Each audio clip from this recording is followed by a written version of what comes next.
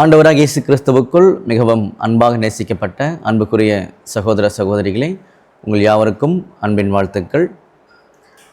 விசேஷமாக 7ஆம் சபையின் தூதனும் தேர்தலும் அப்படின்ற தலைப்பில் சில காரியங்களை குறித்து நாம் தியானித்து கொண்டிருக்கின்றோம்.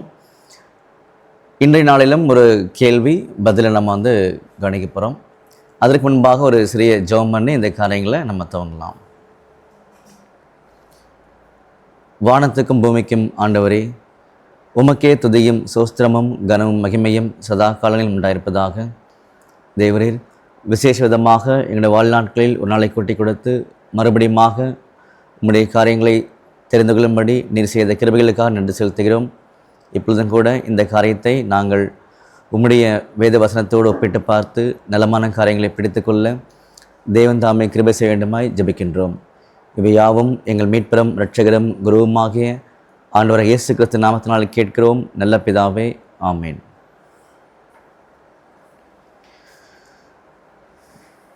அன்புக்குரிய சகோதர சகோதரிகளே, 1916 வருஷத்தில் கேட்கப்பட்ட ஒரு கேள்வி, ஒரு பதில். இந்த பதிலும் பார்த்திங்கன்னா கொஞ்சம் ஒரு பெரிய பதில். அதனால் நிதானமாக கேட்கும் பொழுது நமக்கு அது நிச்சயமாகவே அது பிரயோஜனப்படும்.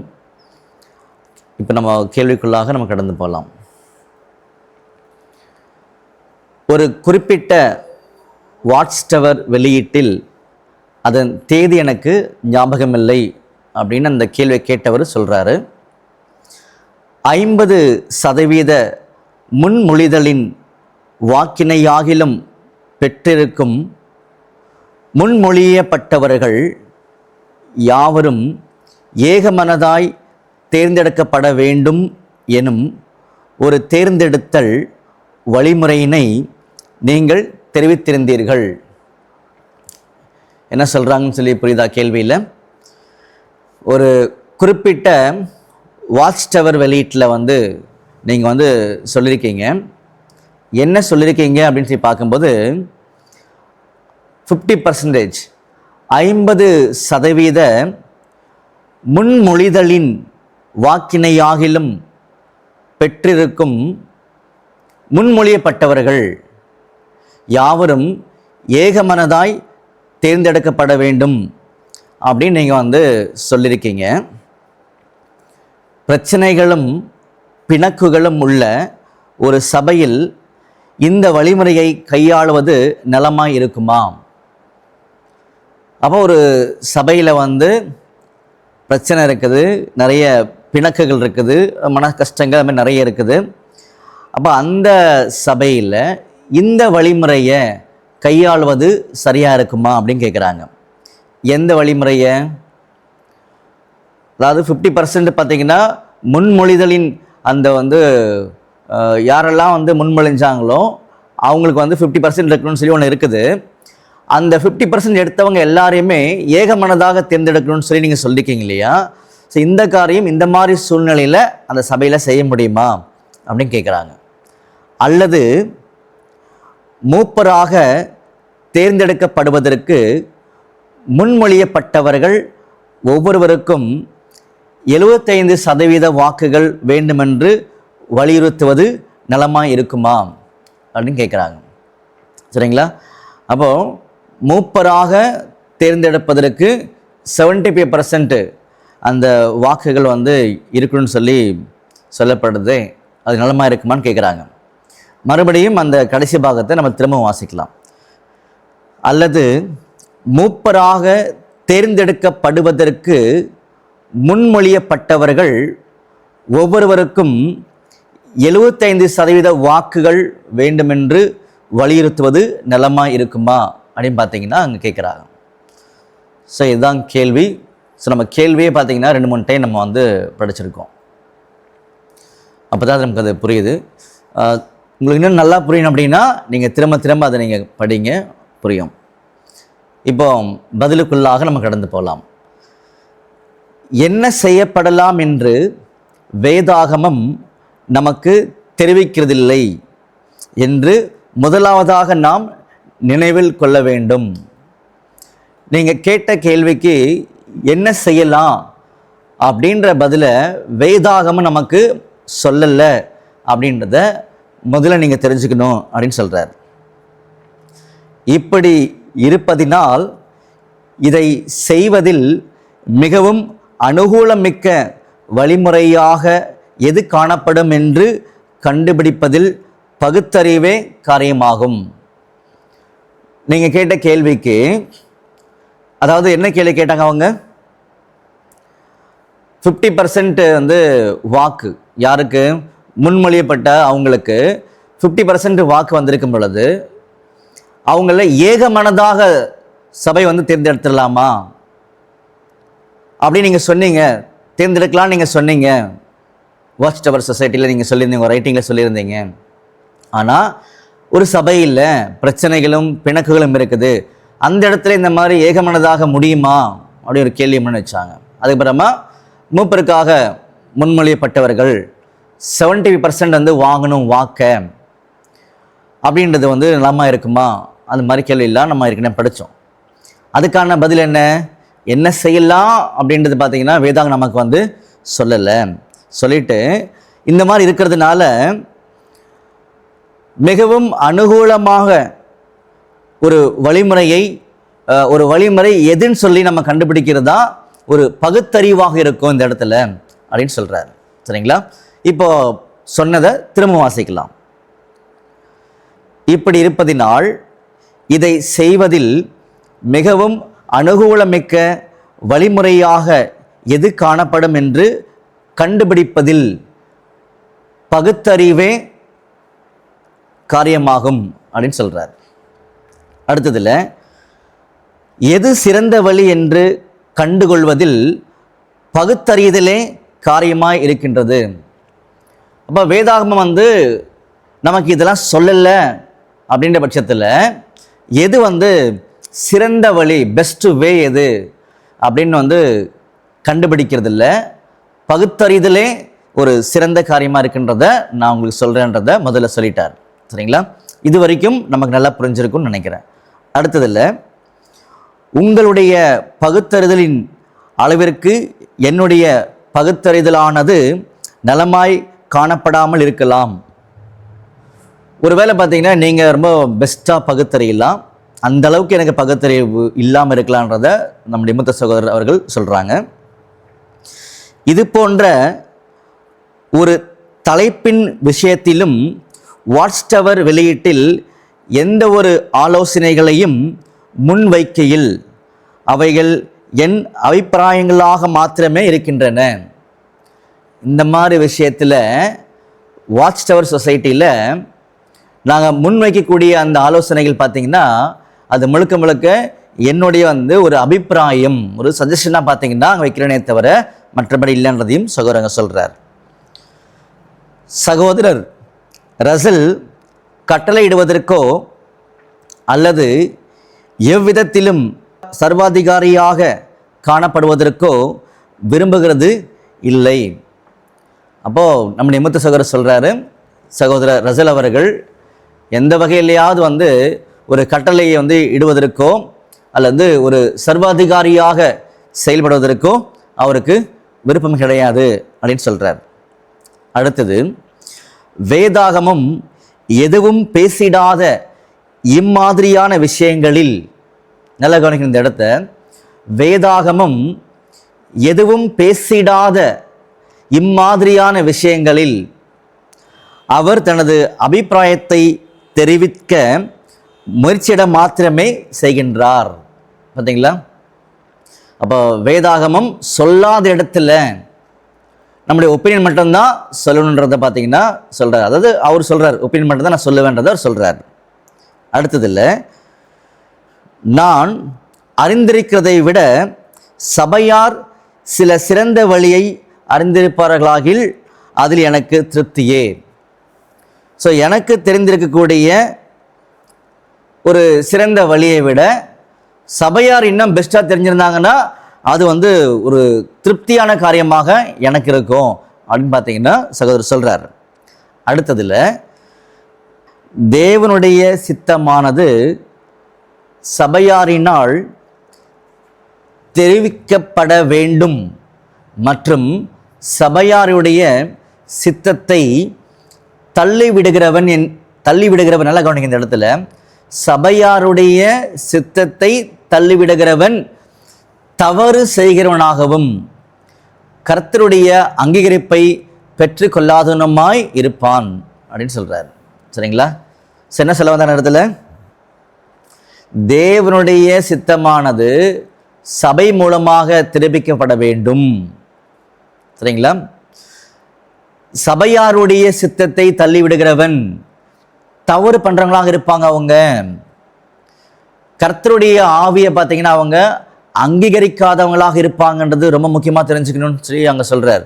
சொல்லிட்டு விரும்பியதை அடையத்தக்கதாக இரகசியமாய் சிலர் தங்களது செல்வாக்கினை பயன்படுத்துவது குறித்தும், இப்படியாக தற்போதைக்கு சபையாருடைய நலன் கடத்தவைகள் குறிக்கிடப்படுகிறதையும் குறித்தும் மற்றும் இது நிச்சயமாய் சரியற்றது என்பது குறித்தும் நான் அறிந்திருக்கின்றேன். என்ன சொல்றாருன்னா, சில பேர் தங்களுடைய விருப்பங்கள் நடக்கிற மாதிரி ரகசியமாக சில ஆலோசனைகள்லாம் பண்ணுறாங்க. அப்புறமா சபையாருடைய நலனுக்கு அடுத்த காரியங்கள் இங்கே மற்றவர்களால் குறுக்கிடப்படுகின்றது, நிறைய பேர் அதை கிராஸ் பண்ணுறாங்க அப்படின்றாரு. அதுக்கப்புறம் பார்த்தீங்கன்னா இது மாதிரிலாம் செய்கிறது சரி கிடையாது, நிச்சயமற்ற ஒரு காரியம் என்பதும் நான் அறிந்திருக்கிறேன் அப்படின்னு சொல்கிறார். சொல்லிட்டு கர்த்தர் ஏற்பாடு பண்ணி உள்ளவைகளுக்கு மிஞ்சி செல்வதற்கு நாம் முயற்சித்திடக்கூடாது அப்படின்னு சொல்கிறார். ஸோ தேவன் எந்த ஒரு காரியத்தை ஏற்பாடு பண்ணியிருக்காரோ, தேவன் ஏற்பாடு பண்ணியிருக்கிறான்றது நமக்கு எப்படி தெரியும்? அதான் சபையுடைய முடிவு. கர்த்தருடைய ஆவியும் சித்தமும் சபையார் மூலமாக தான் வெளிப்படுன்றது தான் உண்மைன்றதை சொல்கிறார். அந்த வகையில் நீங்கள் புரிஞ்சிக்கும் போது கர்த்தர் ஏற்பாடு பண்ணி உள்ளவைகளுக்கு மிஞ்சி செல்வதற்கு நாம் முயற்சித்திடக்கூடாது. இப்படியான எதிலும் கர்த்தர் பிரியப்படுகிறது இல்லை. நாம் கர்த்தருக்கும் சகோதரருக்கும் நேர்மையாக காணப்பட்டு சகோதரர் அனைவரும் பின்வரும் சரியான எண்ணத்தினை பெற்றுக்கொள்ள உதவிட வேண்டும்.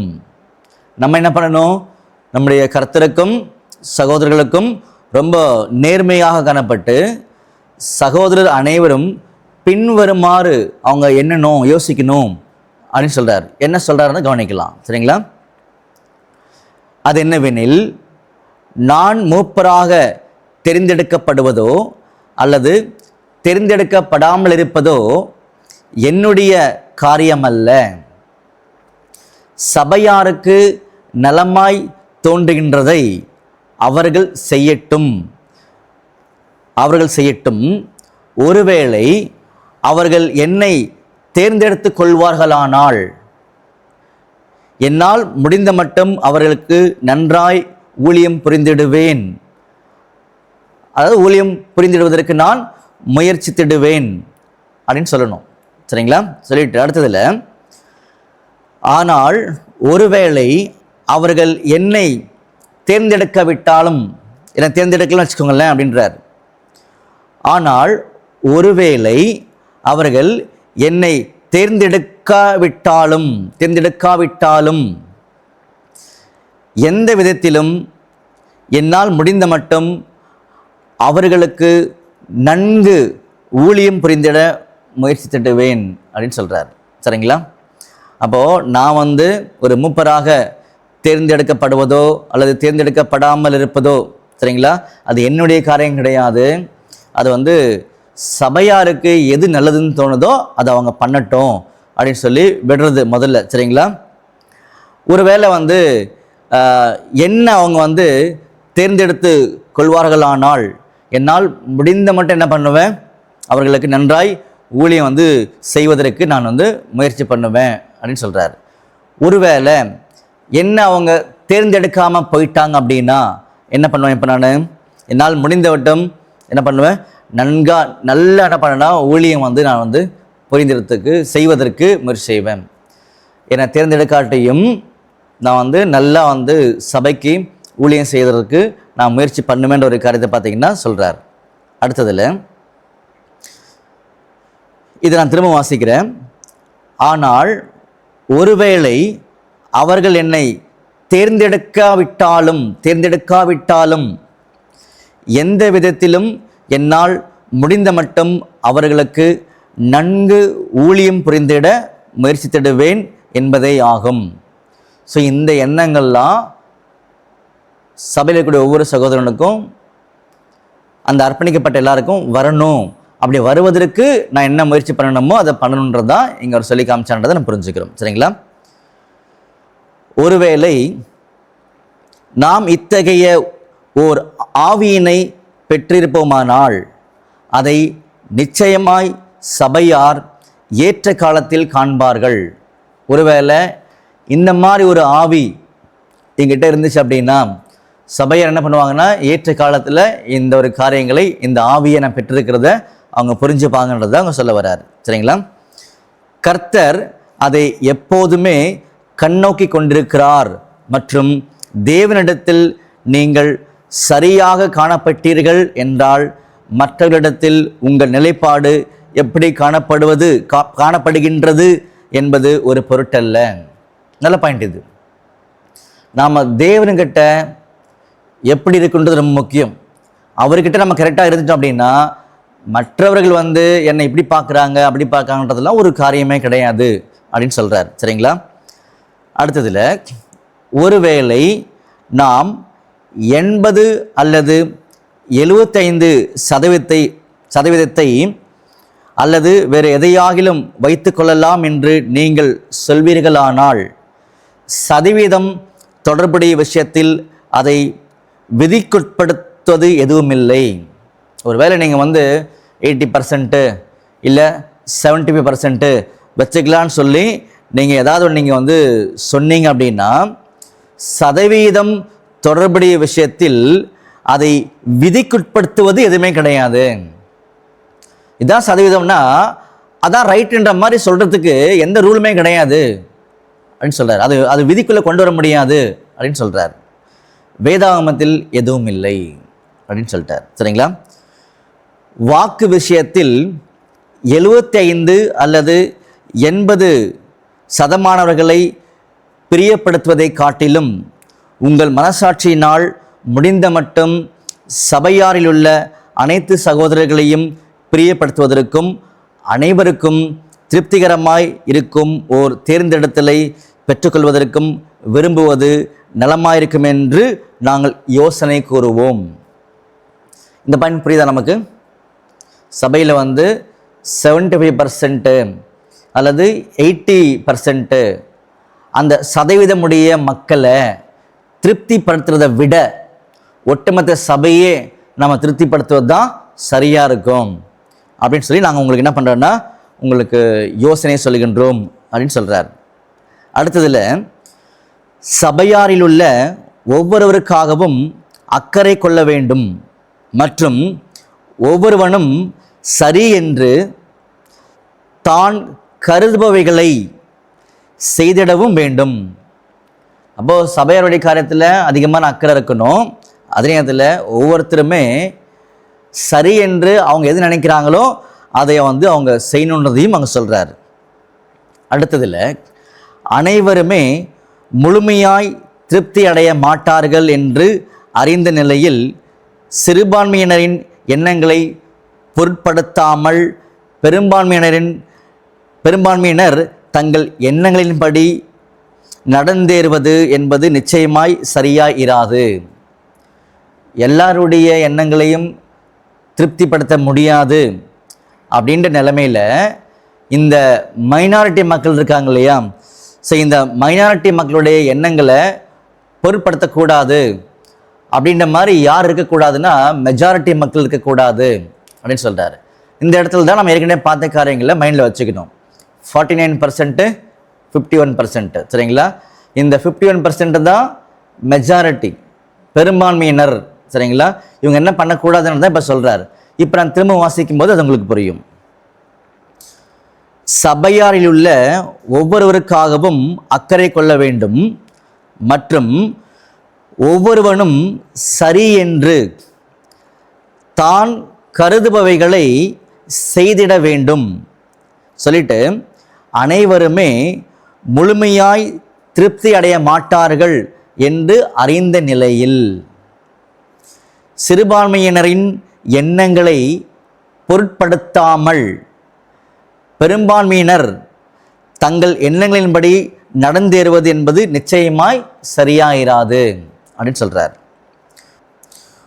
ஒருவேளை ஒரு குறிப்பிட்ட சகோதரன் மூப்பராகிவிட வேண்டுமென்று நீங்கள் எண்ணுகிறீர்கள் என்று வைத்துக்கொள்ளலாம் மற்றும் அச்சகோதரனிடத்தில் எக்குறையினையும் நான் காண்கிறது இல்லை என்று வைத்துக்கொள்ளலாம். இப்படி ஒரு எண்ணம் வச்சிருக்காங்க இல்லையா? நீங்கள் அவர் மூப்பராகிட வேண்டுமென்று விரும்புகிறீர்கள் என்ற காரியமே நான் அவருக்காக வாக்களிப்பதற்கு ஒரு காரணமாக அமைகின்றது. அப்போ நீங்கள் ஏதோ ஒரு சகோதரன் வந்தால் நல்லா இருக்கும், அவர்கிட்ட எந்த குறையும் இல்லைன்ற ஒரு எண்ணம் வச்சுக்கிங்க இல்லையா? அந்த எண்ணமே நான் ஓட்டு போடுவதற்கு ஒரு காரணமாக அமைகின்றத அப்படி சொல்கிறார். சரிங்களா?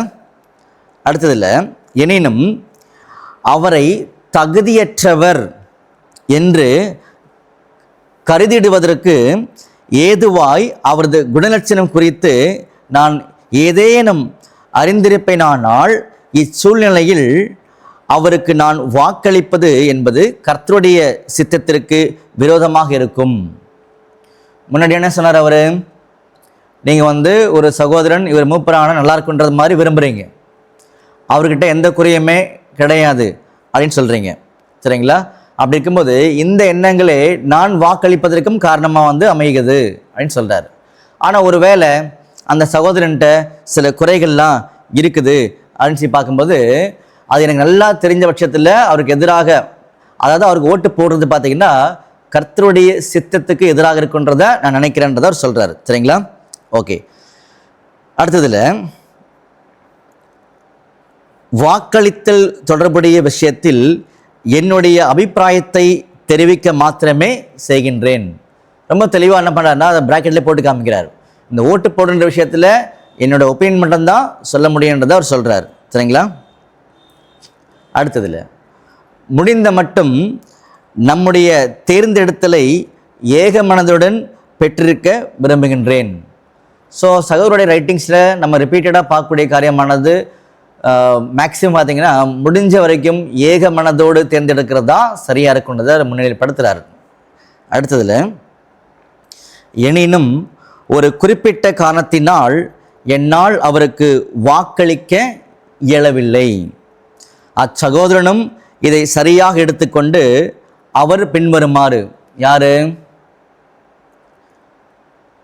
எந்த சகோதரனுக்கு எதிராக சில உண்மைகள் எனக்கு தெரிஞ்சிருக்குதோ அவருக்கு நான் வாக்களிப்பது கர்த்தருக்கு எதிராக இருக்கக்கூடிய காரியமாக இருக்குன்னு அவர் சொன்னார். அப்படி சொல்லிட்டு இது என்னோட யோசனையாக சொல்கிறேன்னு கூட என்ன பண்ணார்னா சொன்னார். ஆனால் ஏக மனதோடு தேர்ந்தெடுக்கிறதா சரியாக இருக்குன்னு பார்த்தீங்கன்னா சொன்னார். அடுத்ததில், எனினும் குறிப்பிட்ட காரணத்தினால் என்னால் அவருக்கு வாக்களிக்க இயலவில்லை.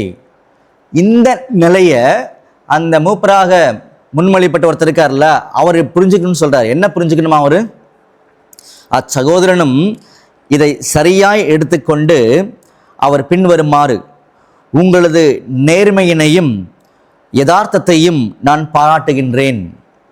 நான் ஒரு உயர்தரத்திற்கு என்னையே கொண்டு வந்திடுவதற்கு முயற்சித்திடுவேன் என்று கூறிட வேண்டும்.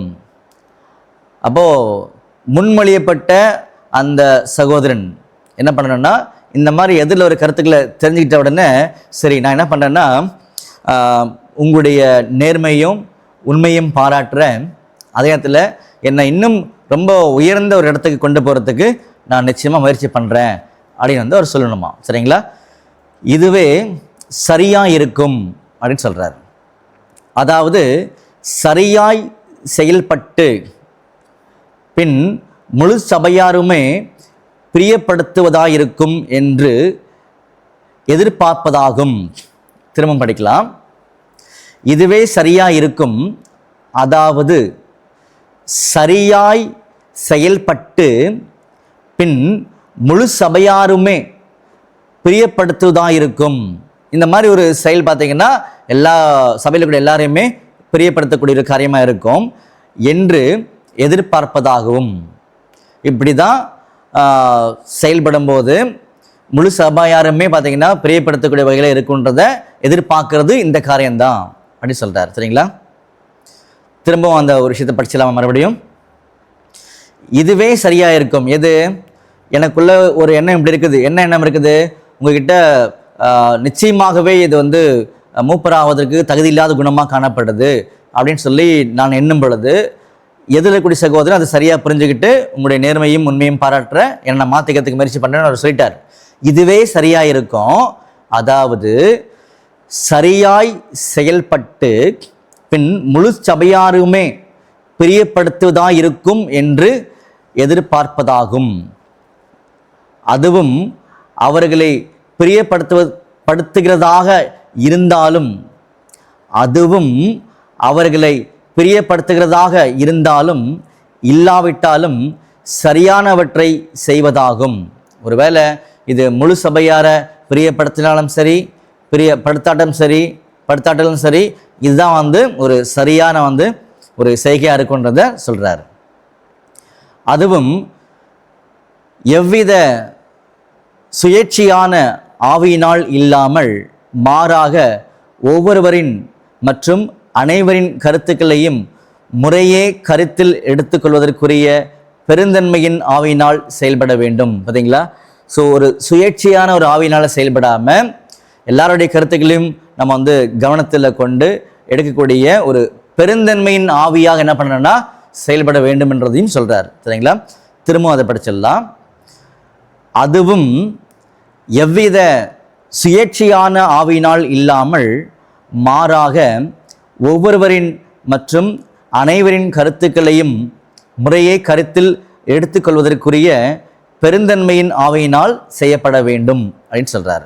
அடுத்ததில் 85% விதியானது நிலைநாட்டப்பட்டும் சபையாருடைய சித்தம் உண்மையில் நிறைவேற்றப்படாத நிலையில் காணப்பட்ட சில சந்தர்ப்பங்களை நான் அறிவேன்.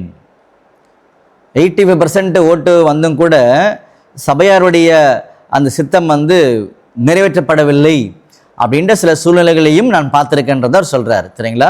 மறுபடியும் அதை வாசிக்கலாம். 85% விதியானது நிலைநாட்டப்பட்டும் சபையாருடைய சித்தம் உண்மையில் நிறைவேற்றப்படாத நிலையில் காணப்பட்ட சில சந்தர்ப்பங்களை நான் அறிவேன்.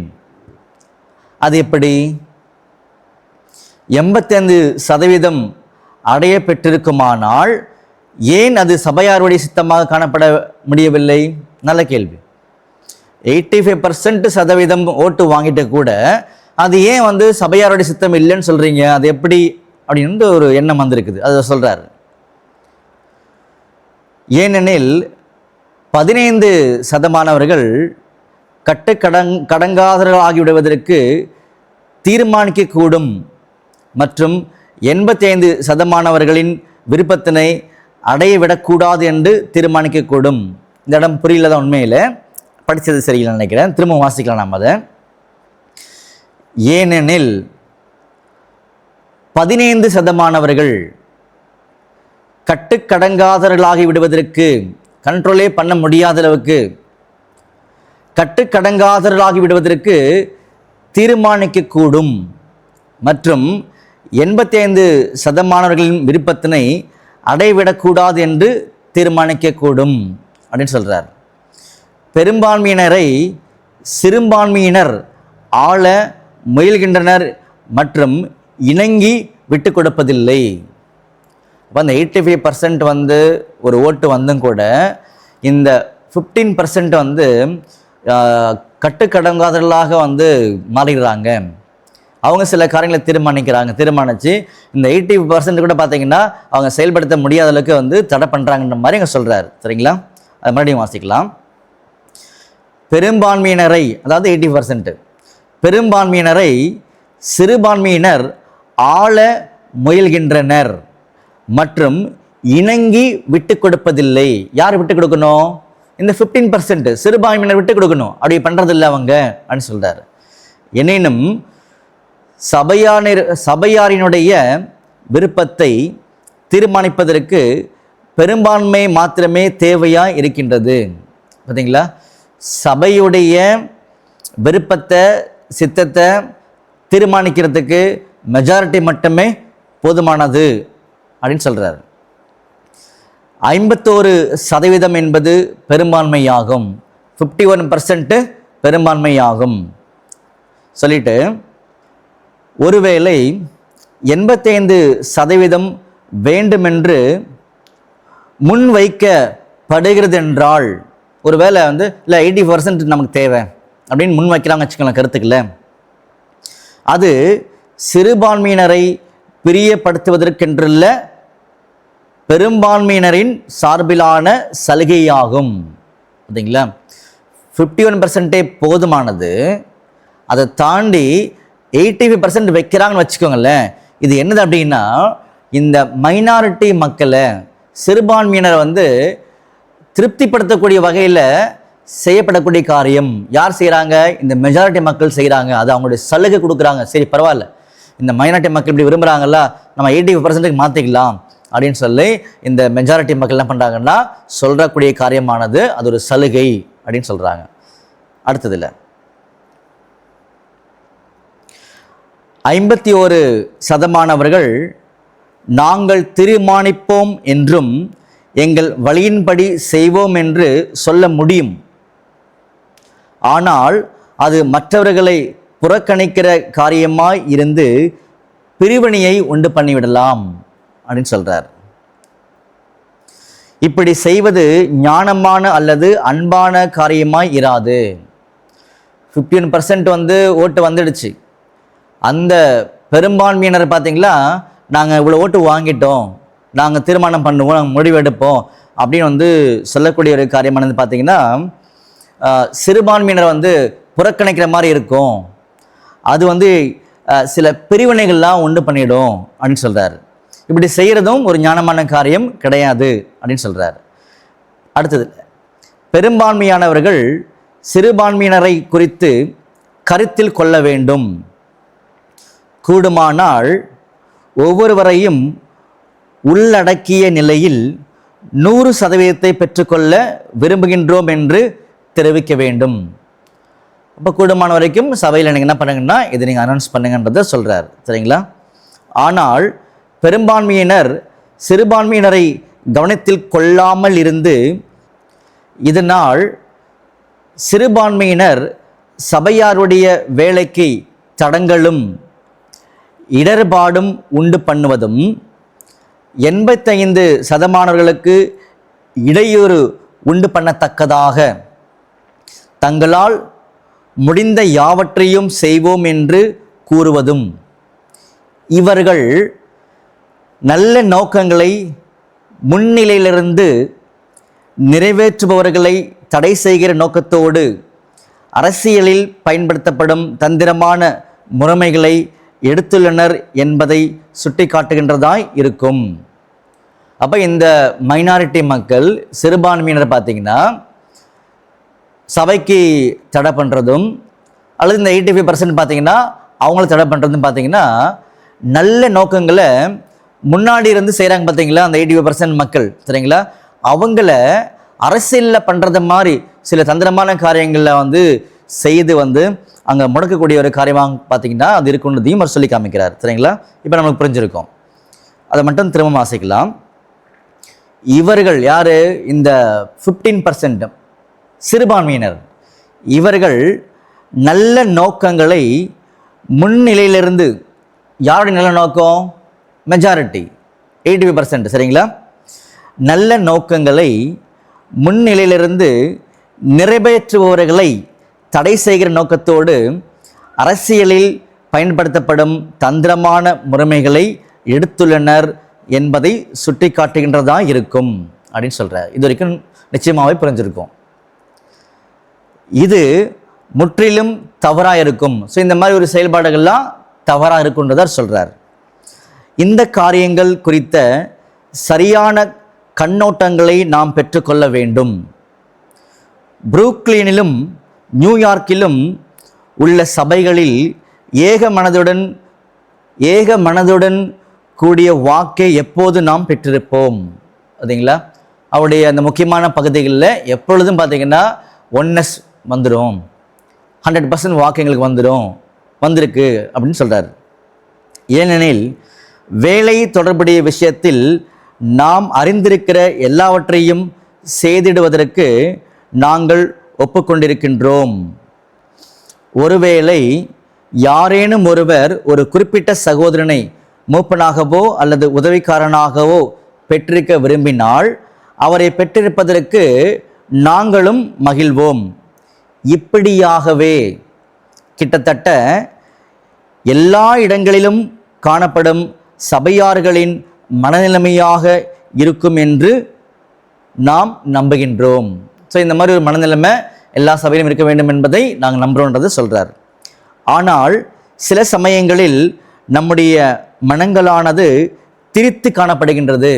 சில டைமில் நம்முடைய மனசு பார்த்தீங்கன்னா அப்படி இல்லை, அது திரித்து காணப்படுகின்றது அப்படின்னு சொல்கிறார். 85% பெற்று கொள்ளாத வரையிலும் எங்களால் எதுவும் செய்ய முடியாது என்று சிறுபான்மையினர் கூறும்போது 85% வர வரைக்கும் எங்களால் ஒன்றுமே பண்ண முடியாது அப்படின்னு சொல்லி இந்த சிறுபான்மையினர் கூறுவதும், நான் ஒரு மாற்றத்தை முன்வைத்து அதை 51% ஆக்கிடுவேன் மற்றும் 51% தங்களால் முடிந்த மற்றும் மற்றவர்களிடத்தில் அன்பாய் இருப்பார்களாக. இப்போ இவர் என்ன சொல்கிறாருன்னா, சகோதரர் 80% வேண்டாம், 51% சரியாக இருக்கும். ஆனால் என்ன பண்ணுவான்னா, இந்த 51% மற்ற எல்லாருக்கிட்டையும், யாருக்கிட்ட, இந்த மைனாரிட்டி மக்கள்கிட்ட, சிறுபான்மையினர்கிட்ட அன்பாக இருப்பதற்கு என்னெல்லாம் செய்யணுமோ அதை நான் முயற்சி செய்திட வேண்டதை சொல்கிறார். இதை மறுபடியும் வாசித்தா நிச்சயமாக புரியும். சரிங்களா? பாருங்கள் அடுத்தது. ஆனால் சில சமயங்களில் நம்முடைய மனங்களானது திரித்து காணப்படுகின்றது. 85% பெற்று கொள்ளாத வரையிலும் எங்களால் எதுவும் செய்ய முடியாது என்று சிறுபான்மையினர் கூறும்போது நான் ஒரு மாற்றத்தை முன்வைத்து அதை 51% ஆக்கிவிடுவேன் மற்றும் 51% தங்களால் முடிந்த மட்டும் மற்றவர்களிடத்தில் அன்பாய் இருப்பார்களாக அப்படின்னு சொல்கிறார். சரிங்களா? ஆனால் கர்த்தருடைய வேலைக்கு தடங்கள் உண்டு பண்ணும் எந்த ஒரு வழிமுறையையும் நாங்கள் அனுமதிப்பது இல்லை என்று மற்றவர்கள் தெரிந்து கொள்வார்களாக. அன்புக்குரிய சகோதர சகோதரிகளே, இந்த இடத்துல ரொம்ப ரொம்ப முக்கியமான ஒரு பாயிண்ட் என்ன பண்ணாருன்னா, ஒரு பதிவு செய்கிறார். அதை மறுபடியும் வாசிக்கலாம். ஆனால் கர்த்தருடைய வேலையை தடங்கள் உண்டு பண்ணும் எந்த ஒரு வழிமுறையும் நாங்கள் அனுமதிப்பது இல்லை என்று மற்றவர்கள் தெரிந்து கொள்வார்களாக அப்படின்னு சொல்கிறார்.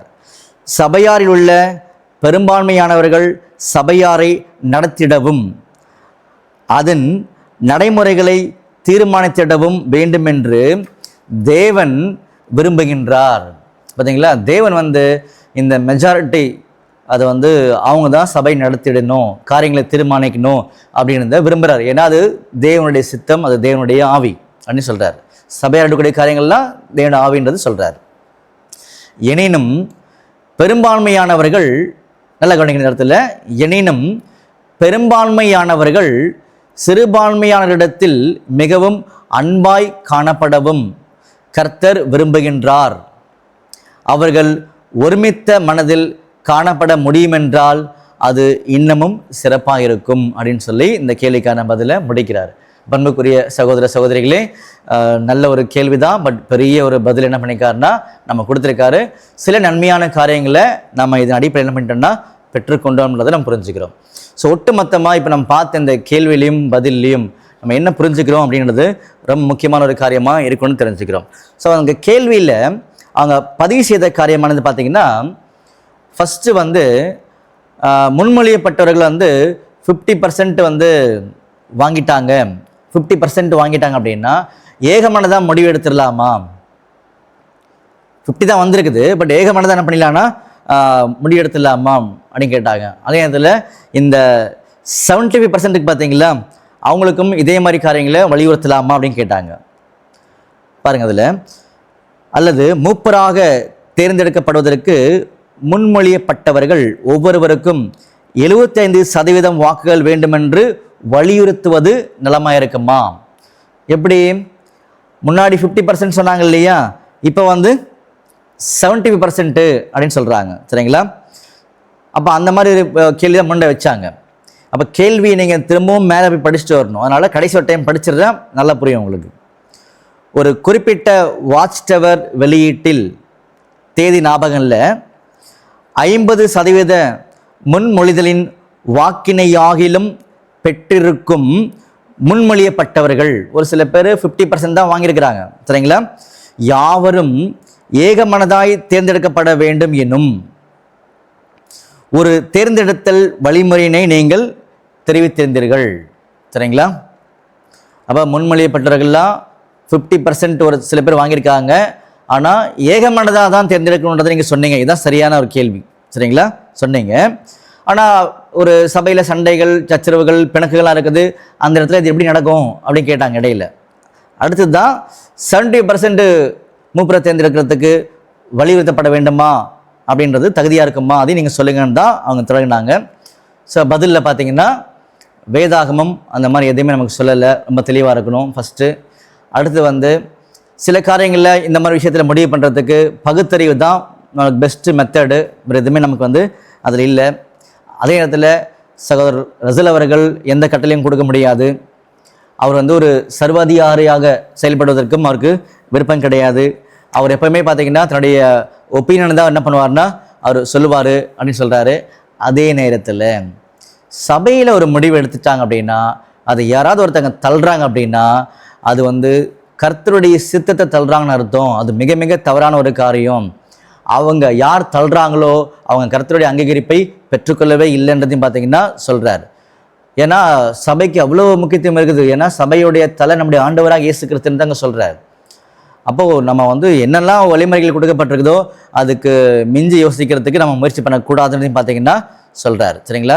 ஸோ கூடுமான மட்டும் நலமான காரியங்களை சபையோட நலனுக்காக செய்கிறது ரொம்ப ஒரு பிரயோஜனமான காரியமாக இருக்கின்றதையும் அவர் என்ன பண்ணுறாருன்னா சொல்கிறாருன்னு சொல்லி பார்க்குறோம். இந்த 70%, 80% இதுக்கு எதுக்குமே வசனம் கிடையாதுன்றதை ரொம்ப தெளிவாக மறுபடியும் என்ன பண்ணியிருக்காருன்னா நமக்கு ஞாபகப்படுத்தி காமிச்சிருக்காரு. அப்போ இடையில பார்த்தீங்கன்னா ஒரு பாயிண்ட்டை சொன்னார். ஒரு சகோதரனை மற்றவங்க யாராவது ஒருத்தவங்க தேர்ந்தெடுக்கணும் வந்தாங்கன்னா அவங்கள பற்றி எனக்கு எதுவுமே தெரியல, நல்ல காரியமாக இருக்குன்னா சரி ஓகே நானும் சந்தோஷமாக இருப்பேன். ஆனால் ஒருவேளை நீங்கள் விரும்பின ஒரு சகோதரரை பற்றி ஒரு தவறான காரியம் எனக்கு தெரியுதுன்னு சொல்ல பட்சத்தில் நான் வாக்களிக்கிறது சரியாக இருக்குமா, அப்படி சரியாக இருக்காதுன்னு சொல்லி காமிச்சாரு. அதே நேரத்தில் பார்த்தீங்கன்னா நான் வாக்கு அளிக்கலை, ஏன் அளிக்கலைன்றதை எதிர்க்கூடிய சகோதரன் அவர் சரியாக புரிஞ்சுக்கிட்டு சரி உங்களுடைய நேர்மையை பாராட்டுற நான் இன்னும் என்ன பண்ணிக்கிறேன்னா நல்லா நான் உயர்த்திக்கிறேன்ற ஒரு காரியத்தையும் அவர் சொல்லணுன்றதை சொல்லி காமிச்சாரு. அப்போ சில இடங்களில் 80% ஓட்டு வாங்கிட்டுமே அது சரியாக வரலை. காரணம்னா 15% பிரச்சனை பண்ணாங்க அப்படின்னு சொன்னார். அப்படி பண்ணும்போது ஏகமனதாக தேர்ந்தெடுக்கிறது தான் பெஸ்ட்டாக இருக்குன்றதையும் அவர் சொல்லி காமிச்சார். ஒரு வேளை 80% அங்கே வச்சாதான் அந்த காரியம் நடக்கும் அப்படின்னு சொல்லி யாராவது ஒருத்தவங்க சொன்னாங்க அப்படின்னா நான் என்ன பண்ணேன்னா பெஸ்ட்டாக அதை 51% மாற்றிக்கிறேன், 51% மாற்றிடுறேன். அப்படி மாற்றிட்டு ஒரு ஆலோசனை சொல்கிறேன். இந்த 51% என்ன பண்ணாங்கன்னா இந்த சிறுபான்மையினரை அவங்களுடைய மனசுக்கு ஏற்றபடி என்ன பண்ணாங்கன்னா ஒரு பொதுவான ஒரு நல்ல முடிவை நீங்கள் எடுங்க, அதாவது அன்பாக இருக்க நீங்கள் பழகிக்கோங்க அப்படின்னு சொன்னார். சரிங்களா? அப்போ 51% எடுத்த முடிவு தான் சபைக்கான முடிவு இல்லை, மாற்றுக்கிறதே கிடையாது. அவங்க தான் சபையை வழிநடத்த போகிறாங்க, அதுதான் என்னோட சித்தம் அப்படின்னு சொல்லி பின்னாடி தெளிவாக சொல்லிட்டார். ஆனால் இந்த 51% இந்த 49% கிட்ட மிகவும் பார்த்தீங்கன்னா அன்பாக நடக்கணும், அவங்களுக்கு நீங்கள் புரிய வைக்கும் பொழுது இந்த 49% அதாவது இந்த சிறுபான்மையினர் அந்த மைனாரிட்டி மக்கள் நிச்சயமாகவே தன்னுடைய எண்ணங்களை மாற்றிக்கொள்ள வேண்டும். ஏன்னா சபை ஏக மனதுடன் தான் தேர்ந்தெடுக்கப்பட வேண்டும். சபையுடைய காரியங்கள் ஏக மனதுடன் தான் அது அந்த தீர்மானத்துக்குள்ள வரணும். அந்த ஒற்றுமையை முன்னிறுத்துகிறார், இப்படியாக அதை முடிக்கிறார். சரிங்களா? அன்புக்குரிய சகோதரிகளே, கொஞ்சம் பெருசாக இருந்தால் கூட தயவுசெய்து நீங்கள் படிச்சிங்கன்னா நிச்சயமாகவே உங்களுக்கு பிரயோஜனமாக இருக்கும். இந்த காரியங்களை ஒரு ஜெபம் பண்ணி முடிச்சிடலாம். சர்வ வல்லமையும் மகா இரக்கமும் கிருபையும் நிறைந்த அன்பின் பரலோக பிதாவே, உமக்கே துதியும் சோஸ்திரமும் கனமும் மகிமையும் சதா காலங்களிலும் உண்டாயிருப்பதாக.